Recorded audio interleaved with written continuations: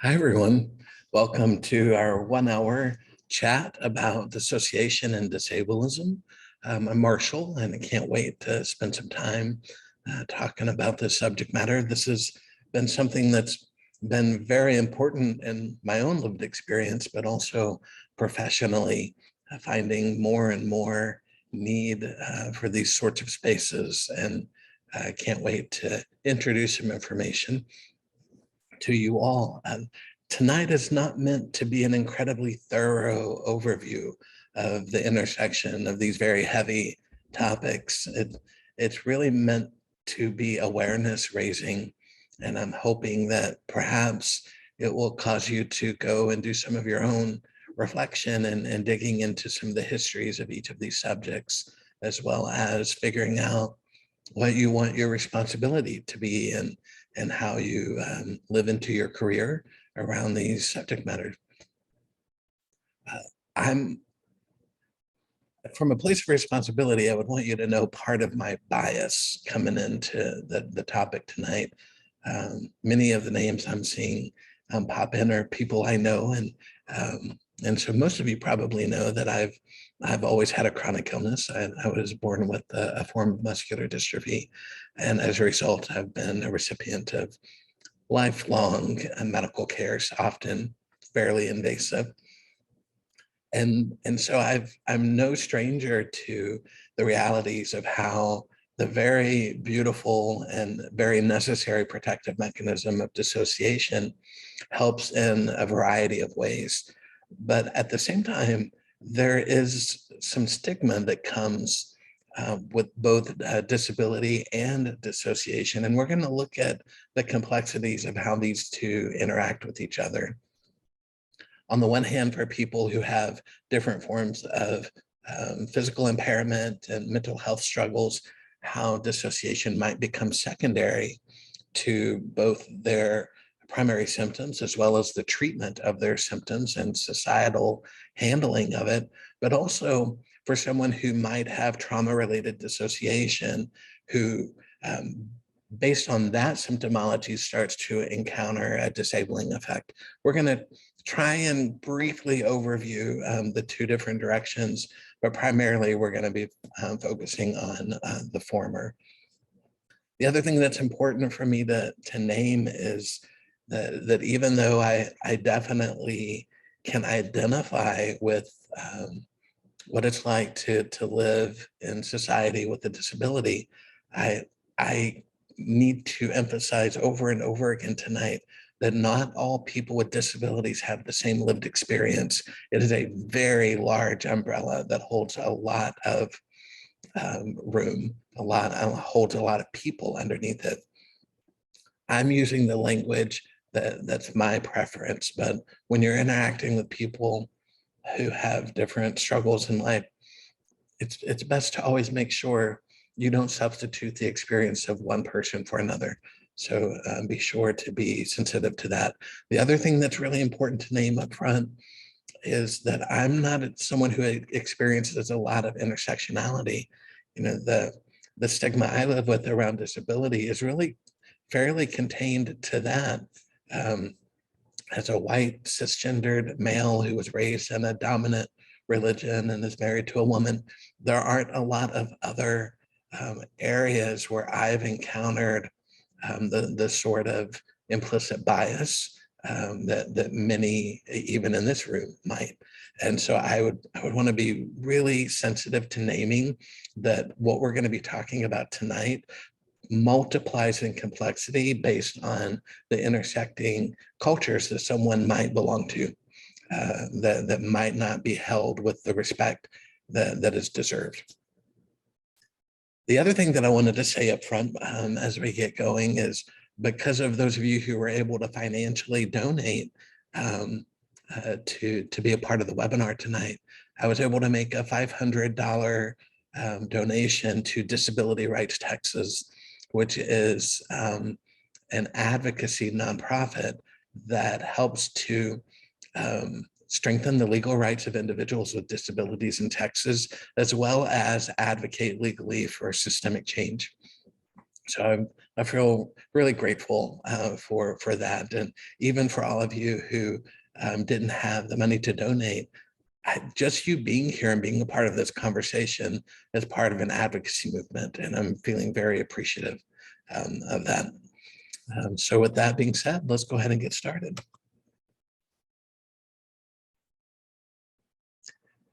Wherever you are, if you might just take a moment to close eyes and take a breath, assuming you're not operating heavy machinery of any kind. And I'd like to read to you this poem by Jim Ferris to set a tone for the evening. It's called Facts of Life. Where's the glory in it? I am not a survivor. Whatever the state of my legs, whatever happened there, know this. I walk down the street whole, whether I limp or stumble, cane or crutches, roll in a chair. This is my body. Look if you like. This is my meat, substance, but not essence. Essence, but not fate. Sum of all its particles back to the big one, but particular to no single interpretation in a cosmos of possible ontologies that we all try to limit with all our soft might, but which accepts only the most temporary instructions. You, sir, explain that birthmark. And you, how about that nose? We are not signs. We do not live in spite of or because of our facts. We live with them, around them, among. Like we live around rivers, my cane, your warts. Like we live among animals, your heart, my brace. Like we live with, despite, because of each other. Take a breath in for that. I love this poem, and it really does speak to the tone of starting to understand that everything we're going to be talking about around disability and dissociation is both a reality of biology and it is socially constructed to some degree.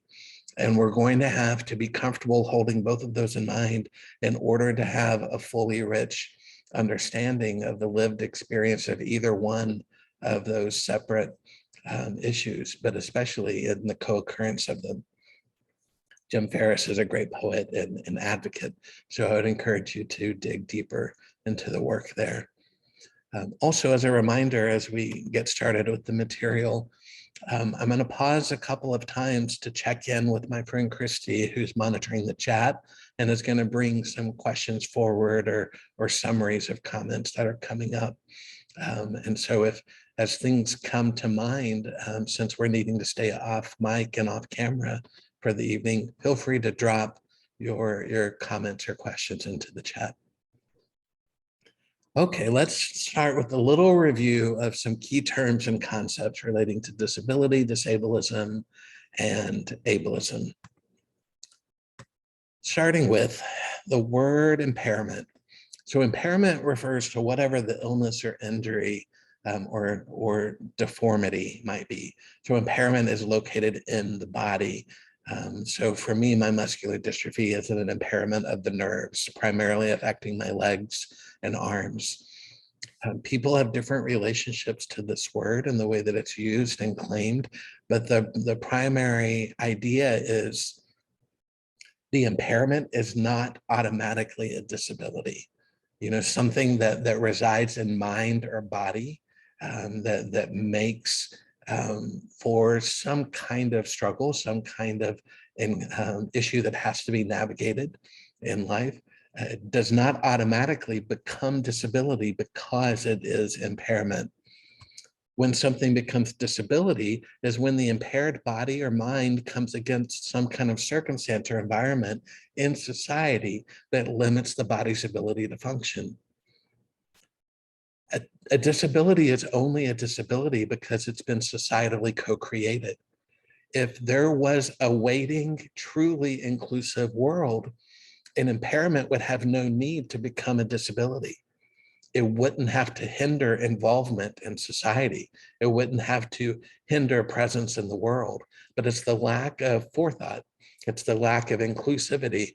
It's the priority of designing a world around abled people that forces impairments to be experienced as disability.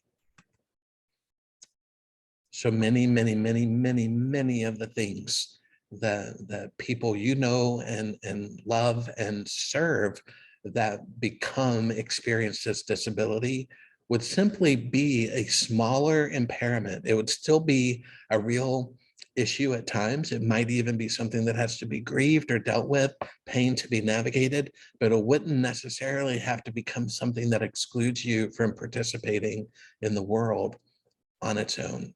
That is not how it has to work. I'm going to read some long quotes that further unpacks this. For most temporarily abled people, the issue of disability is a simple one. A person with a visible physical impairment, someone with an injured, non-standard or non-functioning body or body part, or with a sensory or mental impairment, someone who has trouble hearing, seeing, or processing information, is considered disabled.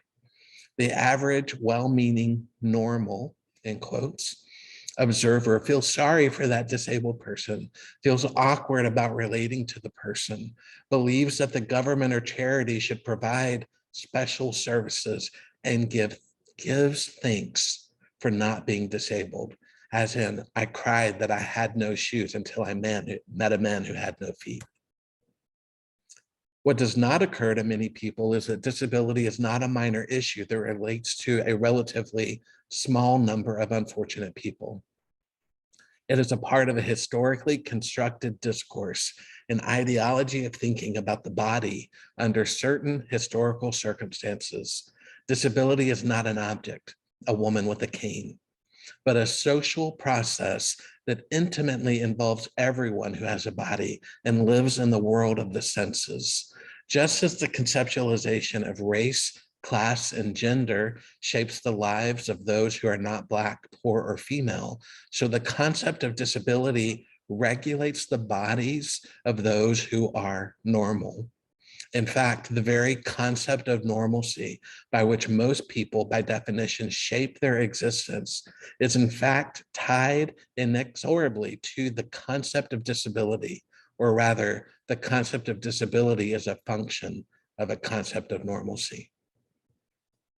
I know that's a lot to unpack, but the reality is that the abled world would prefer to not have to look inward and make contact with the inevitable awareness that no one's body or mind stays intact. And the world is designed for the peak of health, so that people who are very young, people who are very old, people with all kinds of ranges of impairments and different ways of thinking and different ways of moving are not considered in the design of most of the world, including how we do mental health care. Therefore, if they don't fit easily into the world, there is an automatic exclusion, and that becomes the social construct of disability.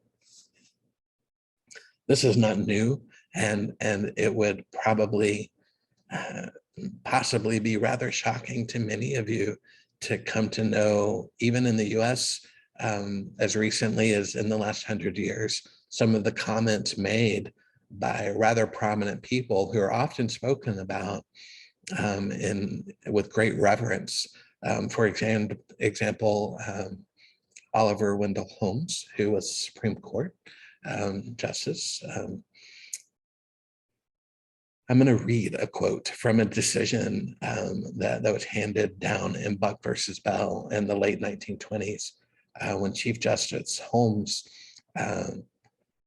wrote an opinion for the majority in this case, and I'm quoting, "It is better for all the world if instead of waiting to execute degenerate offspring for crime, or to let them starve for their imbecility, society could prevent those who are manifestly unfit for continuing their kind. It was an active and open statement in favor of eugenics for people with different types of disability. From the Chief Justice of the United States, not even 100 years ago. These sorts of legal statutes and societal norms are written into the infrastructure of how we exist and operate. And that is one example of thousands that are truly overwhelming to move through. But it's not just the legal society, which I think most of us are coming to grips with in the US. It's incredibly problematic and built on a tradition of oppression. But even within the field of mental health, there are people who from the beginning were advocating for forced sterilization of people who they saw as inferior, which represented people who came from non-white races, as well as for people like myself who had different types of disability.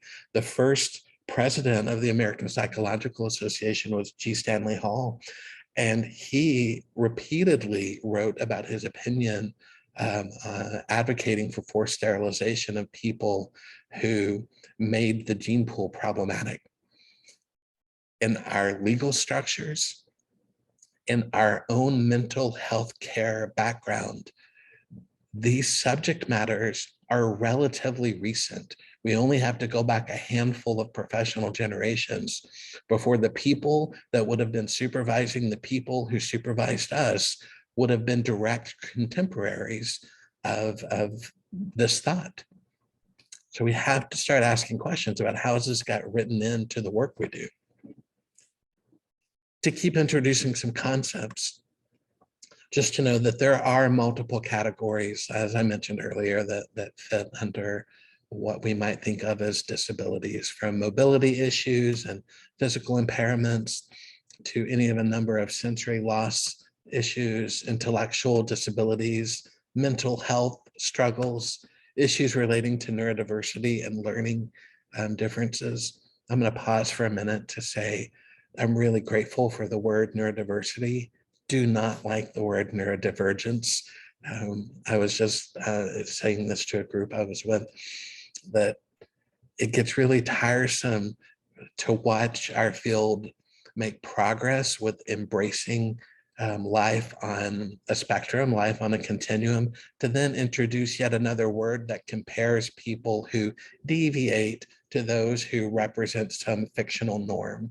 So neurodiversity, great term. Neurodivergence introduces some of the problem that we're talking about. And then of course, many people have co-occurring impairments. Let's keep looking at a few concepts, a couple of definitions. There's the word disablism. Probably most of you have heard ableism. We're going to talk about that next. They're very much related, but they refer to slightly different orientations.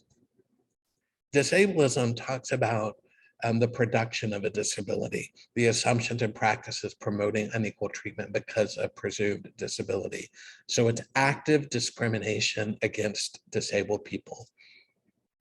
Within the last few weeks, I was teaching at a conference, and people had the option of being masked or not based on any of a number of factors. But during the course of the event, there was a reported COVID exposure. So in the class I was teaching, everyone was emailed and asked would they please come masked, and then we would talk about some ways to keep each other safe. Because I'm someone who's medically fragile, and COVID is dangerous for me. There was a woman who came in rather late. My group came, we settled, we had a really open and lovely dialogue about how to be supportive and how we would make some adjustments to the way the class was planned to work. Everyone was on board. And then a woman came in and stood right next to someone after we had kind of distanced everyone without a mask. And she wasn't even registered for my class, but she was upset that we were wearing masks and she wanted to stay in the room and make a point. And I tried to de-escalate the situation. And the more that I used my illness as a point of apology, I could just, the angrier and more aggressive she became, bordering on belligerent. And so there was this active feeling that she was tired of being inconvenienced by people with impairments who were making her life harder. And so you could feel the active discrimination and the bias. It wasn't even subtle. I'm giving you the cleaned up version of that. But this has been going on for a very long time. Even like we talked about at the beginning, the very fact that we have disability, since it is societally created, implies that from the beginning there was disablism, because if the world were inclusive, there would be no reason to have discrimination against people with disabilities, because all we would have is a collection of humans who have all of their abilities and impairments. And we would coexist without any one of us crossing a line into something that's deemed difficult to manage. Therefore, we can't design a world around. So there are many, many issues that we could go into the history in the US in particular of how disablism was really written into our culture. But there was a time in which you weren't allowed to immigrate to the US if you had a stated illness or disability. There was a fear that, and this is, I quote, that America would become a country of defectives if that started being allowed. There was also, for a long season, laws on the books in many cities around the country that were called ugly laws. So if you were maimed or diseased or disfigured in any way, you weren't allowed to leave your house. You weren't allowed to be seen in public view. And some of those laws were in existence until the 70s. They might not have been enforced, but they weren't removed from the books. So disablism has a long history. Ableism, as its kind of sibling, is a network of beliefs and processes that produce a particular kind of self and body as the standard. It's projected as this perfect, species typical, and therefore essential, fully human specimen. Disability is a diminished state of being human compared to this kind of perfect, abled, mythical norm. Ableism is a belief that impairment is inherently negative and should be ameliorated or cured or eliminated. It's the presumption of compulsory ableness, and it's discrimination in favor of able-bodied people. So disablism is discrimination against people with disabilities. Ableism is discrimination in favor of able-bodied, able-minded people. And even those are words that are kind of imperfect. Some disability advocates have used the word normates to refer to this fictional, or normals, this fictional human specimen who has, no impairment of any kind. So it's a form of discrimination. And I like this rather simple way of holding it. The false idea that disabled people are by default inferior, when in truth, disability is just another way for a mind and or body to be. There's so many words that have been introduced into culture and society that illustrate this, and we're going to be talking about some macro and microaggressions in the next couple of minutes rather quickly. But I just wanted to pause on this word. Probably most of the time that you see this, especially in our field, you read it as invalid, meaning something is proven to not be true or right or whole. But of course, you also know there's a homophone for it. It's invalid. And it's one of the many words that have been used to describe people with disabilities as a group. And I'm not sure if you've ever let yourself fully enliven the language that invalid was the exact same root as invalid.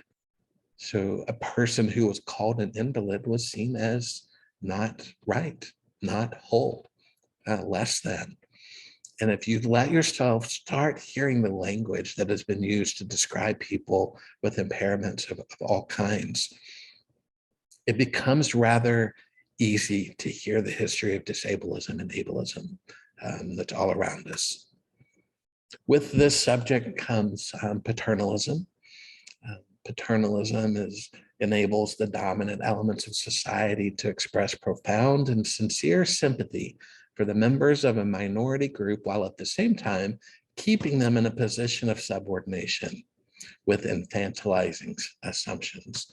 So here are some infantilizing statements that you'll sometimes hear spoken over people with disabilities. Hey there, buddy. Hey there, sweetie. Got an ouchie? Sometimes said to a fully adult person. Straight up asking, what's wrong with you? Or, oh, were you born this way? You must be so strong. Sometimes the phrase that gets used is inspiration porn. And I'm othering you, and I'm going to draw inspiration from the strength you have to survive, without acknowledging that I'm contributing to a society that excludes you. So the strength that you're needing to survive is a direct result of the attitude I'm displaying right now. And that double bind that people with disabilities are put into with these sorts of comments is just ever present.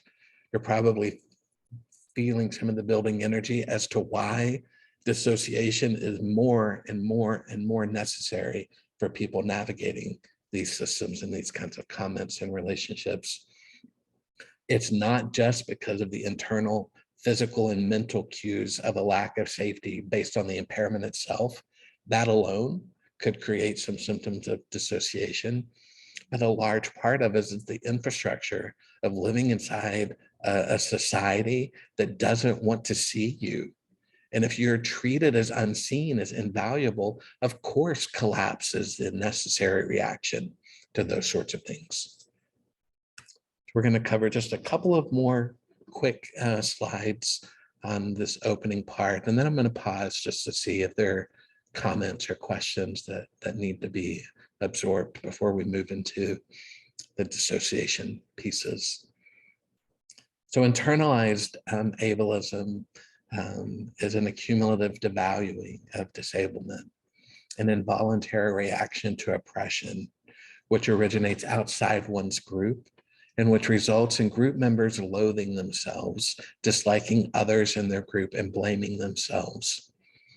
So as you live inside the disablism that is ever present around you, you start to ingest that belief system in a way that might not even be fully conscious. And as that starts to take root and you loathe yourself, you have to then loathe other members of the group who remind you of you. And that creates this internal within system blame that is perpetuated. There are some strategies talked about as far as the creation and manufacture of internalized ableism. So one of the ones that has been primarily a tactic, and this has been very prominent inside the mental health system, is called the tactic of dispersal, where disabled people are distanced from each other and from the rest of the culture. And so there are problematic isolations that have historically been created within our field. I would like to get rolling on the diagnostic system alone as part of this, but I'll save that for another day. And then there's also rhetoric of being survivor. Survivor is a non-victim, is passive deficient. So it's really this discourse of disability survivor that stops exploring the personal costs of disability disavowal. And so the goal is then to keep the colonizer happy. So part of how ableism gets more and more internalized is because all of the power is in the abled world, then you have to become complicit as a person with a disability in disliking that part of yourself in order to keep the status quo happy enough for you that you can be included in some way. So it's very insidious. And then just to point out what's probably rather obvious is that research has shown that the more microaggressions someone is subject to as part of ableism, the more their mental health starts to struggle.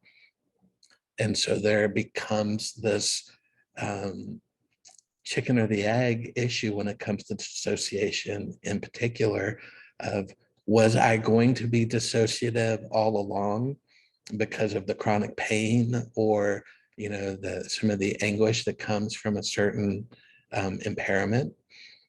Or was I actually going to have what I needed if the world had been inclusive, that I wouldn't have necessarily needed collapse as a coping mechanism, but because of the trauma of exclusion that comes from living in an ableist world, I've had to more and more rely on dissociation from feeling, from thought, from body, from time, in order to survive the system that I'm embedded within, that I'm trapped within.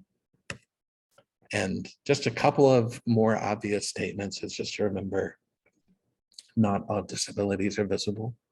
And so we are not talking just about what's seen. Internalized ableism in particular is just as prominent for people with invisible disabilities as those who have some that are visible.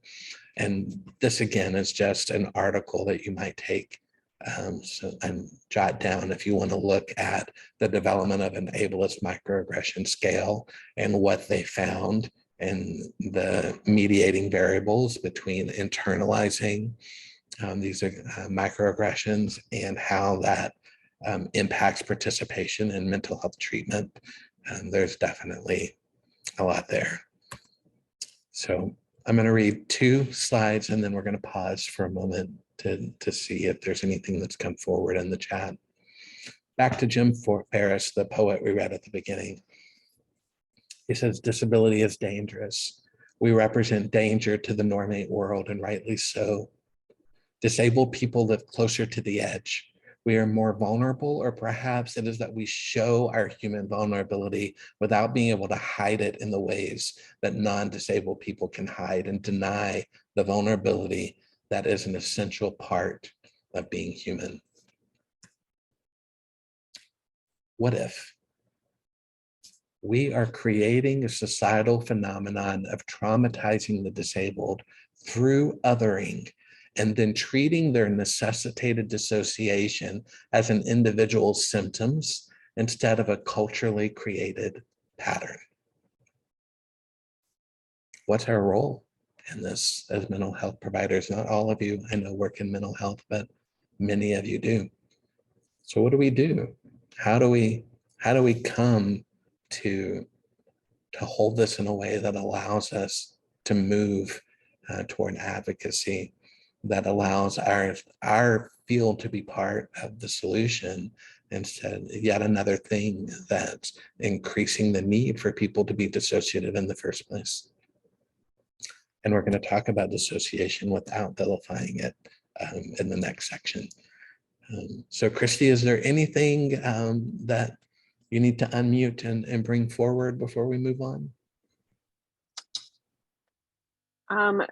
There's no questions that have come up. There was some, I think, understanding about your COVID mask experience in the room and how discouraging and disheartening that can be. And then Alicia talking about how she's been unpacking how the system uses mental health to enact intersectional oppression. Absolutely. Thank you, Christy, for bringing that forward. That I think we've all been navigating, the COVID nightmare and all the different things. And Alicia's comment is is so valid from a very good soul, that that we have some untangling to do. I don't think it's going to be simple, but we're definitely not going to make progress if we're afraid of talking about it, which is why I'm so grateful that you're all here tonight. Okay, let's pivot. Let's briefly introduce a little information about dissociation, building on what we just talked about with disability. And then I'm going to try and stop about at least 5 minutes short of the hour in case there are any questions or comments that we need to move through. So dissociation is truly one of my favorite subjects in this world. It is the body's wisdom. It is protective. It is adaptive. It is beautiful. It need not become something that we're afraid of. And in fact, the fear that mental health professionals are taught to have of dissociation often becomes further reason for a dissociative person to need to dissociate. Because of course you pick up on how people are experiencing your body and mind's attempts to protect you. And if whether or not they are comfortable holding all those parts of you. So if you're someone who walks into a therapist office with a pre-existing disability, you're already watching for whether or not they prove that they have the capability of sitting with all parts of you. But even if your dissociation has come from trauma, specifically, the way that it is held inside society can become disabling itself.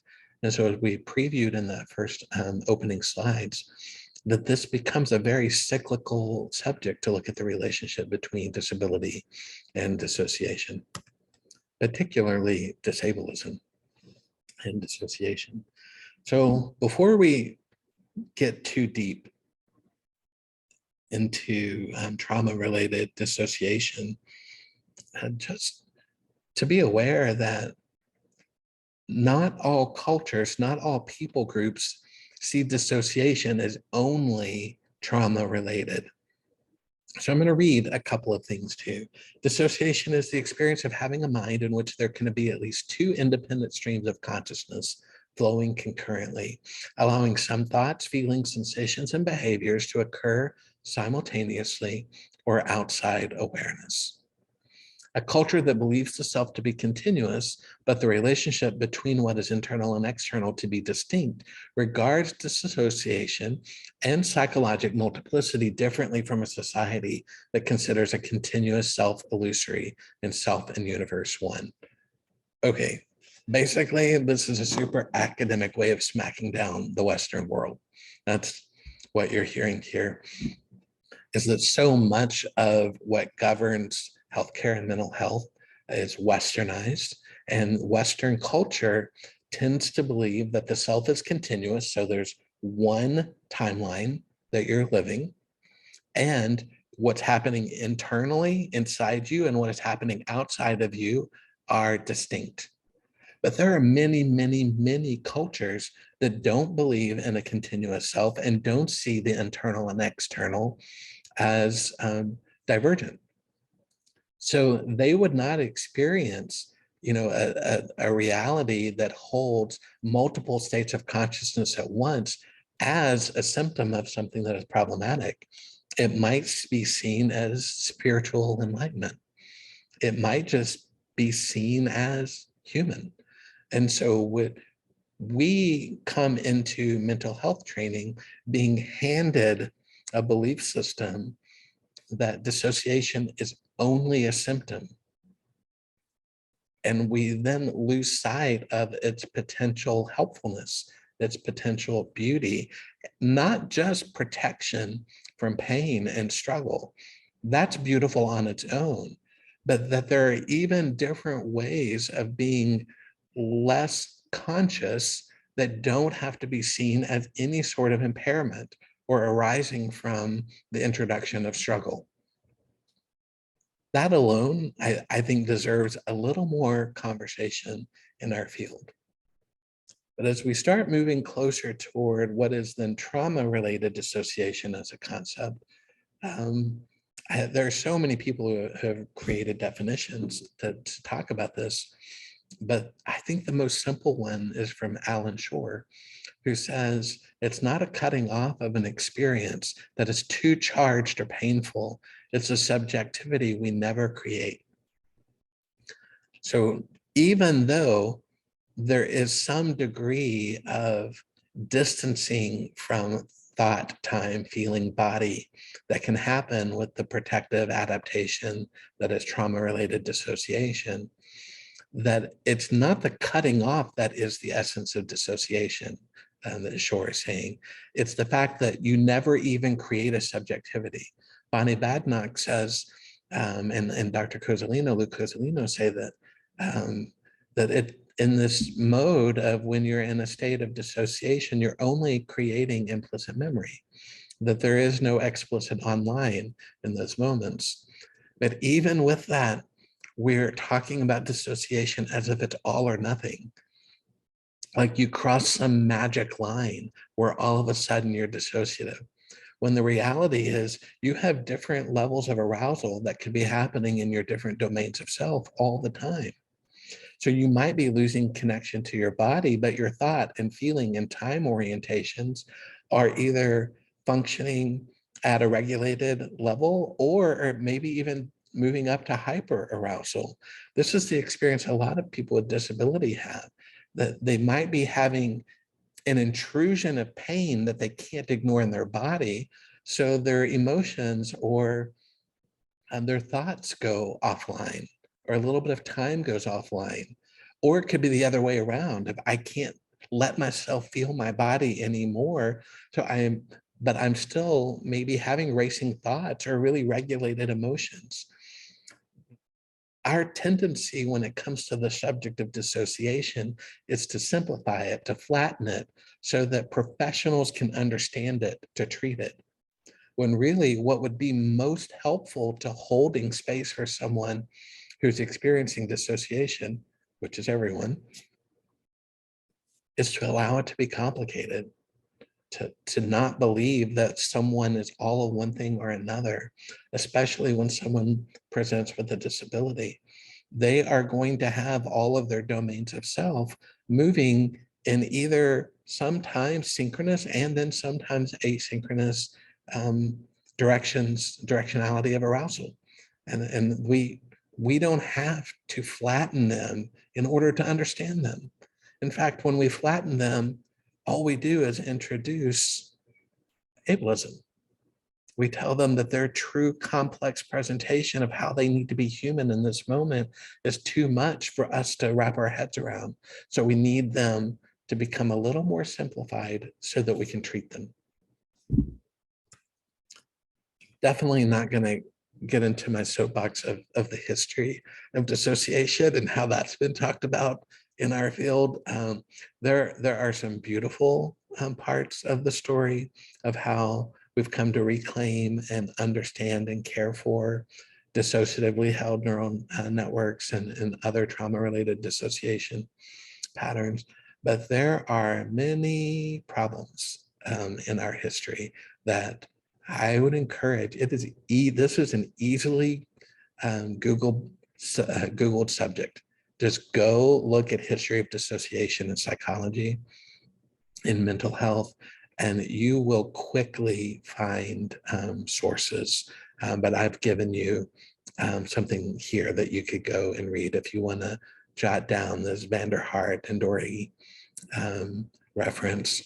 But there are many different issues within the development of understanding of dissociation, including, which we'll talk about next, how increasing dissociative symptoms often becomes relevant to certain models of people who describe dissociation, such as in the model of structural dissociation, where the more intrusive the dissociative symptoms, the more complex, the more co-occurring from these different categories of symptoms, someone might be experiencing, the more they are seen as split, as fragmented. The language that ends up getting used is in the disabled community often seen as very ableist. And so there's potential problems in the concepts, but definitely also in the languaging of how these subjects are talked about. And even if it's only being talked about in a book or behind closed doors among professionals, if that is alive inside of a treating therapist, even if they shift their language when they're talking to the client feels the impact of how it's being held inside the therapist's mind and body. And so we then are doing what we talked about at the beginning. We, in our judgments of what it means to hold dissociation, are further creating the need for someone to be dissociative, because we might be recreating the isolation that's part of the original trauma of disability. So we have work to do to capture both our thoughts as well as to become really good at doing repair after those ruptures are noticed. Of course, in the attachment theory world, disorganization is perceived as an antecedent or co-occurring element of dissociation. And a pocket of disorganization basically means that I needed care from someone, and the person that I can't choose to not need care from has now become the introduction of harm in my life. So my moment, my processing of the fact that I need your care, and now the person I need care from is an agent of harm, that can't be organized. And so the necessary result of that is for those memory networks to become scattered, so that you don't experience in everyday life the constant reliving of a memory that was that disorganizing. Of course, we know the problem is if those aren't quickly cared for, those memory shards become intrusive flashbacks later, and flashbacks are just another sign. It's just another symptom of dissociation itself. So why do we dissociate? Primitive. It's, again, both beautiful and protective. It was also a part of the human experience to help avoid detection evolutionarily. So that whenever danger is present, if I go into shutdown, into collapse, then my breathing is quieter, I'm still, and I might not be detected by the thing that's trying to harm me. So can you just now allow that to sit on top of what we're talking about with disability? How have we trained disabled people to all become invisible based on how we've shelved them? Same mechanisms involved in speechless terror prevent explicit encoding. So van der Kolk uses the term speechless terror, and that is, of course, neurobiologically part of trauma and the mechanisms of dissociation. And part of the protective nature of dissociation is that we lose cognitive flexibility.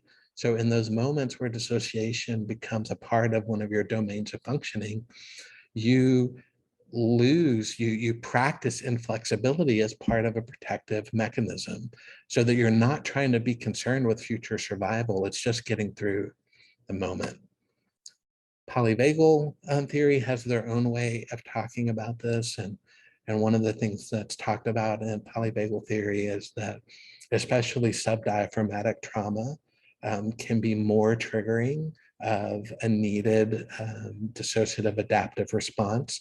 So traumas that are like gut and below, so from sexual trauma to even certain medical illnesses, the things that impact there are experienced as a kind of intrusion that is more likely to create death. Therefore, I need to not feel it. I'm going to pull into the analgesic effects of what is dissociation.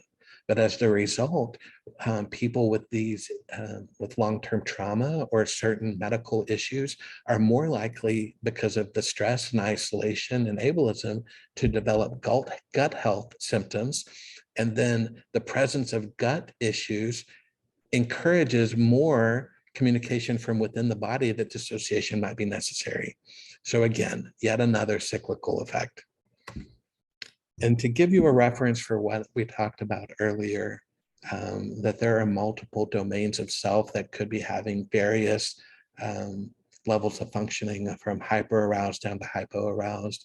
This started with the Basque model that came from Braun in the 80s. Fruin and Lanius have their own way of talking about this more recently. But this is part of what that was looking at, and part of, again, allowing it to be complicated, rightfully so. But I just want to close this with a couple of quotes from Bonnie Badenoch, or one quote and then one concept, and then I'll see what questions or comments we have as we wrap up. But Bonnie says, every time we enter into a meaningful relationship, some part of the other person becomes a part of us, as does the subjective experience of the relationship. So right now, in this moment, I'm entering into memory networks with each of you. And so in this moment, there's the experience of you, the experience of me, and the experience of us that's getting locked inside there. Let yourself imagine someone who has both disability and dissociation, as they then ingest the people around them, as they take that relationship in, and feel how easy it is for disablism and ableism to then get written into the very memory networks that are a part of the lived experience of the person without their permission. It's getting put into the very fiber of what makes a conscious being conscious. It's getting written into your most implicit ways of thinking. So ironically, able people often use dissociation as a means for not acknowledging their own fear about losing abilities. So what's happening in those moments is well-intentioned people who are holding unchecked ableism. Part of the reason they hold ableism is they don't want to grieve the own reality that they are also human, who are going to be in various states of diminishment. So as a result of their own dissociation from that awareness, from that ableist thought, a way of seeing the world, of choosing to become complicit with ignoring the reality, they are then forcing people with disabilities to more increase their dissociation, but they're ableist people are labeling the dissociation as existing in the minds and hearts of the disabled person, instead of realizing the very fabric of what perpetuates ableism and disablism is made of collective dissociation. So it is something that has become really important to me, that we start finding ways to check our own agendas, to see that your responsibility is not to try and take dissociation away from anyone, is to monitor your own. It's to look at what implicit biases are inside of you that could have been dissociatively held, that it's time to come to a way of checking. So find ways to become a part of groups that allow you to explore your own need for healing, and how you've internalized all the different types of structures that have isms involved, from racism to sexism to homophobia to ableism. I'm going to be doing some healing groups for healers here all year next year. And this is going to be one of the things that we're going to be looking at in all of those groups. Also have a couple of projects coming up that I hope you all are on my mailing list, because there's some writing projects, unconventional writing projects that are going to be elevating the voices of others who have some things to say about this. And maybe some of you will even become involved in that. Learn to be an advocate. Realize that you're not compromising your ethical neutrality, because that's a myth, and it's been a myth all along, that people within the mental health world need to also be advocates for these issues. Get deeper into some maybe the problematic belief systems of how you've been taught about dissociation, not just taught in grad school and in trauma models you've studied, but who taught you as a child about dissociation? Because even though that word might not have ever been used, you were being taught about dissociation from the beginning, about being checked out, about being numb. Messages were being given to you about all ranges of presentation. Become more vocal about checking portrayals of dissociation and disability in both mental health circles and in the media. Check how many times TV shows have made someone with dissociation the villain in a horror movie, of how much slang is still unchecked in around disability. Become a part of that community of challenge, and then explore your own relationship to these ideas. So I'd love to stay in contact with you all. If you have more questions, you can feel free to email me here. But Christy, I wonder if you would unmute and just let me know if there's anything we need to address. There was a question about more readings about dissociation, but I think the question was asked before, and then there were some slides that had some things attached to it. So perfect. And when I send out the recording to all of you, I'll also share more readings, more places to go get information. So thanks to you all. Thank you, Christy, for the help. Sure. It was great being with you all tonight. I do hope that this is a subject matter you can continue to go deeper into and find someone to talk about it with. Don't try to do the work in isolation. We need allies. We need you all. All right. Be well, everyone.